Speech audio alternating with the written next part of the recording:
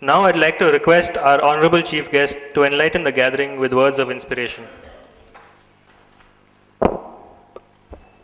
President of this evening's function, Professor Dr. K.M. Hanmantrayappa, the author of the book that's being released today, Mr. Durgekar, Vidyadhar Durgekar, ladies and let me give an explanation why I'm wearing two glasses. Because I had an eye procedure before yesterday, and I was told that I should protect my eye from infection, so I'm veg. I was not a complete human being. I had not really known what's happening in the society. I was a frog in the well. My 5 years in Lokayukta has really made me realize what really the world is today. Anyway, thank you for the compliment.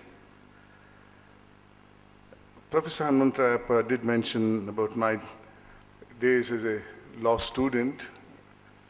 Well, frankly, I joined law college when legal profession was the last resort of an unemployed graduate. And my classes were from 7:30 in the morning to 10:30 in the morning, and no attendance were ever taken. So you can imagine what was my interest in legal education. I had already acquired a BSc degree by then and all. Of course, these are all totally besides the function today, but certain references were made when I wanted to comment on that and all. Well, I think I'm very happy to be a part of this function this evening, where I consider a worthwhile reading book was released this evening. The book is a very interesting book, like the author himself, I must say. Author was an engineer, becomes a sailor, in that a soldier, sailor, comes out of Navy and becomes an executive.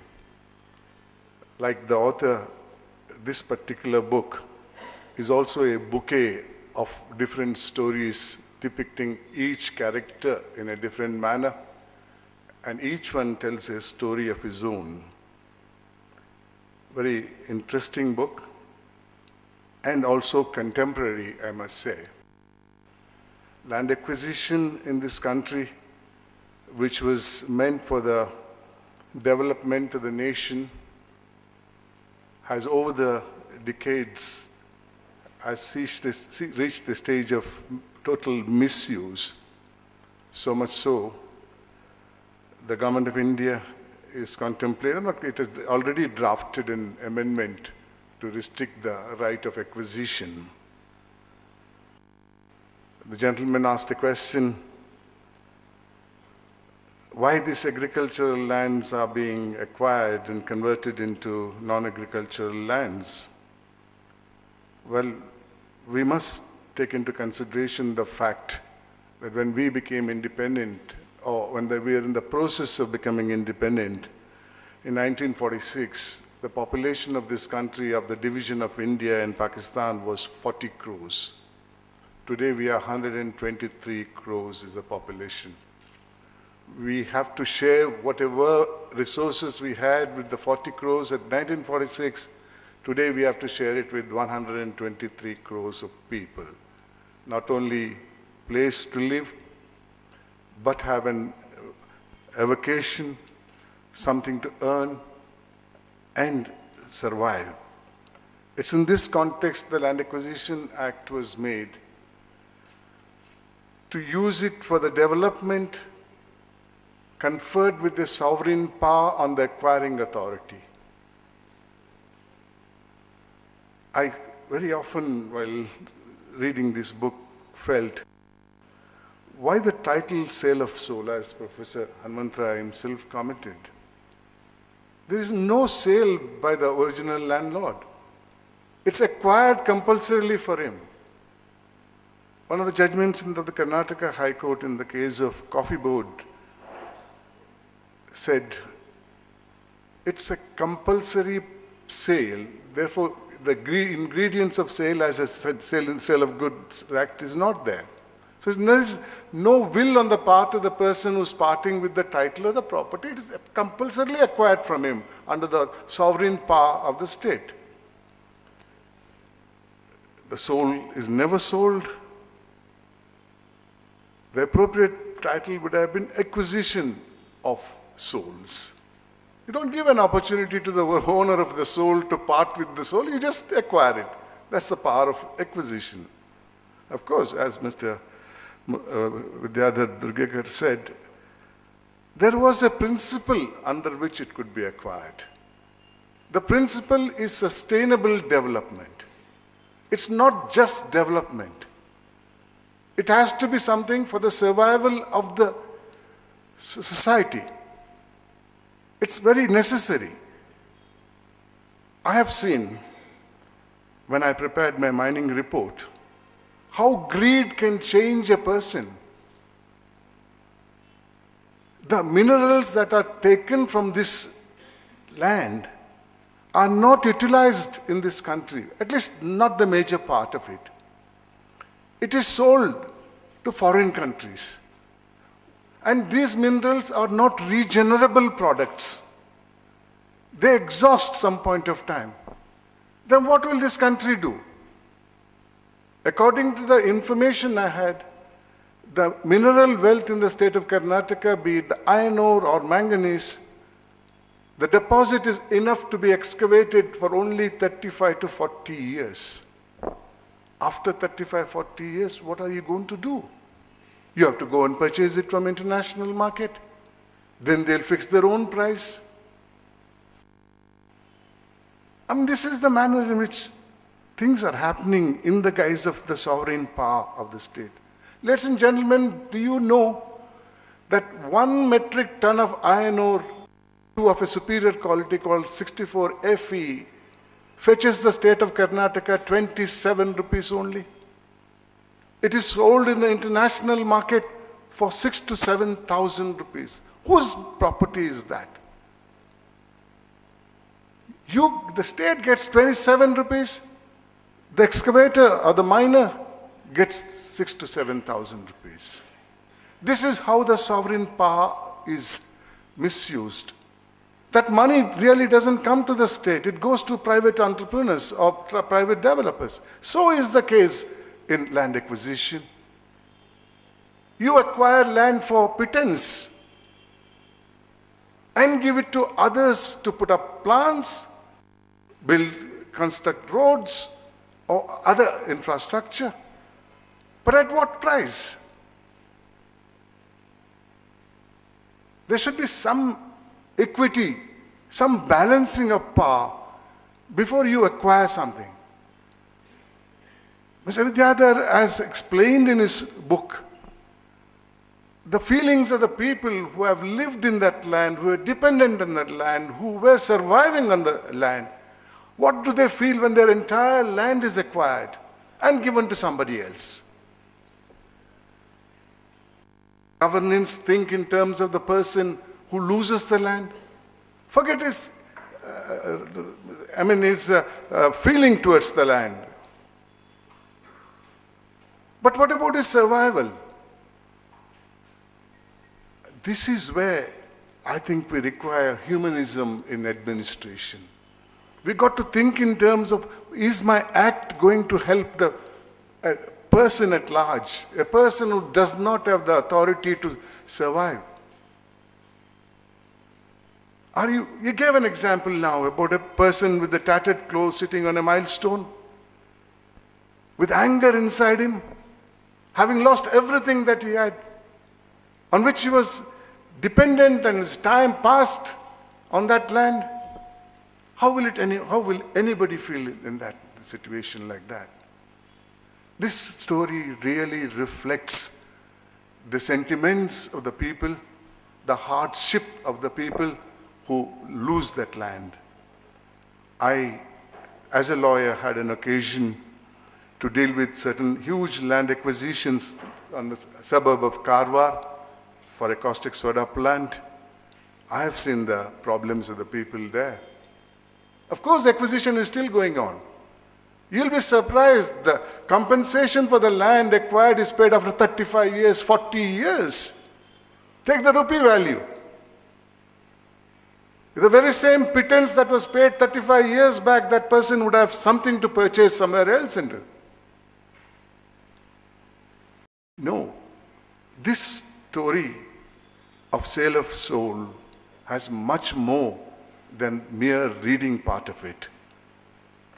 You should understand the sorrows, difficulties, displacement of the people.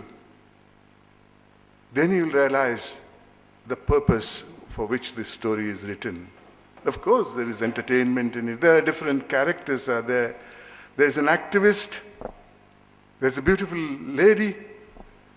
There are villains. There is murder. There's smuggling. This is why I said this is a bouquet of stories, not a single story by itself. It's not a simple story of economy. It's not a story simpliciter of a thrilling story of a murder and detection. It's not a story of a smuggling and being caught or not being caught. It's not a story of police atrocities. He explains how policemen go to the house of a person who has stopped smuggling and what lot of problem he has to face. It looks into various aspects of everyday life. Very interesting book. Read it dispassionately. And if you have some knowledge of what's happening in rural India and the consequences of this type of compulsory acquisition, you will appreciate the story pretty well. I have seen many of these things happen in its reality. As a person, as a lawyer who has appeared for acquiring authority, who has appeared for the landless who have lost the land, and also the beneficiaries of acquisition, I can understand the defense of the story. Each one of them can put. But I feel that this story, if it is understood in its reality, will make many more people understand the evil of this type of irrational acquisition by the authority who is empowered to it. There is a conspiracy angle to this also. There are powerful people who want to acquire properties which is not really for public purpose. All the objects are wholly collateral, not the one that is projected it to be. We read of news items where we come to know that huge lands are acquired per pittance, much more than what the beneficiary requires for the developmental purposes. How will anybody feel? One family gets displaced, another family gets established. This is the sad story of acquisition. Why does it happen? Because we, especially in administration and power, be it political administration or political power, or be it executive administration or executive power, we are losing humanism. We do not really think that by our action we are hurting somebody. No. I always say when I speak, especially to the students, I've been to more than 680 education institutions to interact with the students. I always say, don't be under the impression you are all born human beings. I think we are all born as persons, or a scientific word, Homo sapiens. It's not a creation of mine, or it's not that my suspicious mind, which of course I have, which has made me think like this. I've heard our elders say, "Ene agu, nenige bekadavanagu, adre modalu manavanagu anteve." Now huttidagale manavanagidre ee hiriyarige ee maatu yaake bekittu? Ide ondu samshaya bartade nannalli, ಏನಂದ್ರೆ ನಾವೆಲ್ಲೋ ಮಾನವರಾಗಿ ಹುಟ್ಟಲ್ಲ ಅಂತ ನನ್ಗೆ ಕಾಣಿಸ್ತಾ ಇದೆ. ಆಮೇಲೆ ಮಾನವೀಯತೆಯನ್ನು ಪಡ್ಕೊಂಡ್ರೆ ಮಾನವರಾಗ್ತೇವೆ, ಇಲ್ಲದ್ರೆ ಮಾನವರಾಗಲ್ಲ. ಇದೇ ನಾನು ನೋಡ್ತಾ ಇದ್ದೀನಿ. I see so often, 5 years as I told you, I've seen all these type of things, including land acquisitions, where the people who are responsible for acquisition, how much money they make. How a particular land which is acquired for the purpose of a particular public cause, then denotified and given to powerful people and their families. I did, in my report, mention that in a village around here called Rachenahalli, at certain areas of land belonging to a farmer was acquired by the state of Karnataka. It was never used for the purpose for which it was acquired, the so-called public purpose. After that, it was denotified. About 10 years later, you can imagine the price of the land 10 years ago in Bangalore and now. And it is sold to a powerful person's son. Believe it or not, the property is acquired by the government for 2 lakhs of rupees. The property changes hands after denotification and is sold to this powerful person for about 40 lakhs of rupees.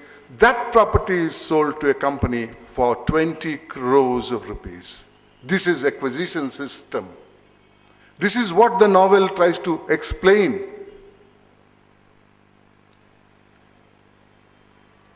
The power which was originally vested in the 19th century was a good power. But over the years, people who are exercising that power, their honesty, sense of accountability, responsibility. That's what I'm sure which has sort of persuaded Mr. Vidyadhar to write this story. I'm sure, having come from that place, he has understood the ground realities and he has made this into a story. There's a very interesting part, innocuous thing. But when I saw this particular thing in a television story, a news story, not a novel or anything and all, from the same area, from Karwar district, where there is a small island which has no access to the mainland except through boat. And their pleadings for the last 20 years to please build a bridge for us to communicate between our island and the mainland has not been acceded to. Here also there is an island he speaks about, which has an access only through boat. In 21st century, a part of Indian territory is not connected. If it belonged to somebody powerful, you could have seen a highway running through that. Every one of these incidents has a connection with the realities of life. Murder, of course, when you resist something going on, there's bound to be counter-reaction. And you find somebody getting murdered because you oppose somebody doing something illegal with it. There's an atrocity part of it which we have been listening to in a big way after Nirbhaya's incident. To this heroine in this story also. Take every one of these character, every one of these incidents, it certainly leads to realities of life, what is happening now. Ladies and gentlemen, I'm extremely happy to be with you all today and the pleasure of releasing this book with the help of Professor Hanmantrayappa. I thank you all for listening to me patiently. Thank you very much once again. Good night.